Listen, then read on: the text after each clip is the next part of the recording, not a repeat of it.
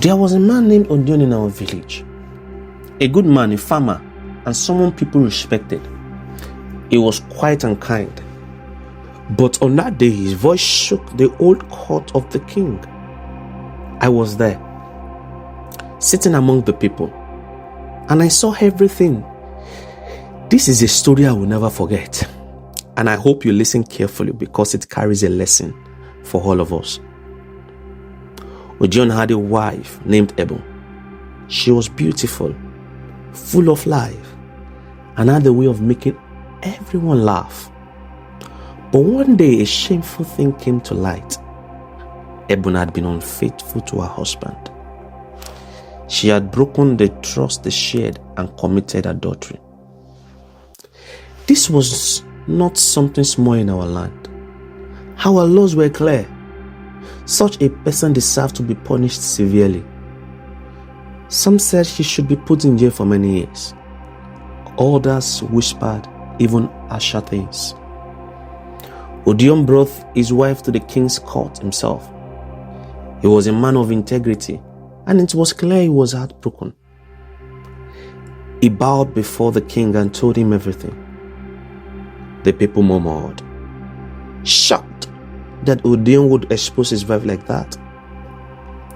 The king, a wise and a just man, listened carefully. When Odion finished speaking, the king spoke. What your wife has done is a great wrong, not only to you but also to the laws of this land. She has disrespected our marriage and brought shame upon herself. According to the law, she must face the consequences. The king's judgment was swift. Ebon will be jailed for 7 years. The crowd nodded. Justice has been served. But then something unexpected happened. Odion got up from where he knelt. His voice cracked, but he spoke with urgency. My king, I beg you, forgive her. I know she has done wrong, but I cannot bear to see her punished like this. She is still my wife. I love her despite what she has done. The king raised his hand to quiet the murmurs in the court. Odion, the law is the law. You yourself brought her to me for justice, and now you ask for mercy? Yes, my king, Odion said, tears in his eyes.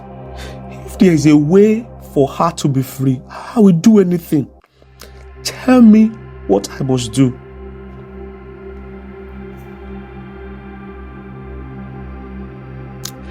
Then the king thought for a moment, and he said, if you truly want her to go free, you must pay a ransom. With thoughts in Odion's heart, what could it be? The king then pronounced sharply, half of your property will be taken and given to the kingdom as a sign of your commitment. This is the only way. The crowd gasped. Half of everything? That was a heavy price. People began to whisper again, will he do it? No man will give up so much for a woman who betrayed him. Even I thought the same. Odion's face fell. He hesitated. It was clear he was struggling. Half of his property meant losing most of what he had worked for his entire life. I thought he would say no. But then, it surprised us all. I will pay it, he said quietly. I will give up half of what I own to save her. The king looked at him, and for a moment, I thought I saw a hint of admiration in the king's eye. Very well, the king said. You have shown great love and mercy. Your wife will go free. Odion's property was divided the same day. He left the court with Ebon by his side. She was quiet, her head bowed in shame. But I could see that she was moved by what her husband had done for her. That night, the story spread across the village. Some people mocked Odion, calling him foolish. Others said he was a great man with a heart bigger than any they had ever seen. As for me, I couldn't stop thinking about it. Odion had taught us a lesson about love and forgiveness. You see, love is not always easy. It is not about finding someone who is perfect or never makes mistakes. It's about choosing to love someone even when they have wronged you. Forgiveness is costly, but it is also powerful. Odion's love for his wife reminded me of the story of Hosea in the Bible, who took back his wife despite her unfaithfulness.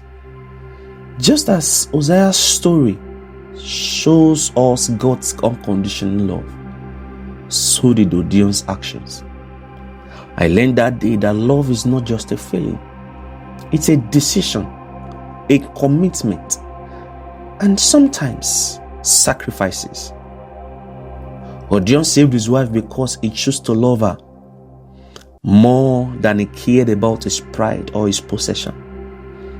And in doing so, he showed us all what true love looks like.